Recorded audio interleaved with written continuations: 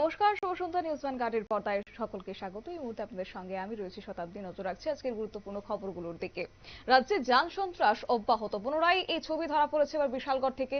অটোর ধাক্কাতে গুরুতরভাবে আহত হয়েছে বাইক আরোহী ও চালক। জানা গেছে বিশালগড় থানার সিপাহীজলা অভয়ারণ্যের নৌকাঘাট এলাকাতেই ঘটেছে এই দুর্ঘটনা এবং আহতরা হাসপাতালে চিকিৎসাধীন রয়েছে বর্তমানে।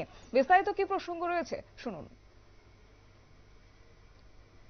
আমাদের বিশালগড় ফায়ার স্টেশনে একটা স্পেশাল খবর আছে যে শিবাচল নৌকাঘাটের এখানে একটা অ্যাক্সিডেন্ট হয়েছে। খবর পর সঙ্গে সঙ্গে আমরা ছুটে গেলাম, গিয়ে দেখলাম যে আর এখানে লোকের ঢুকেছে একটা বাইক এবং একটা অটোর মধ্যে সংঘর্ষ হয়েছে। কয়জন আহত হয়েছে? এখানে মধ্যে 2 জন আহত হয়েছে। আমরা দুজনকে নিয়ে এডমিট করলে।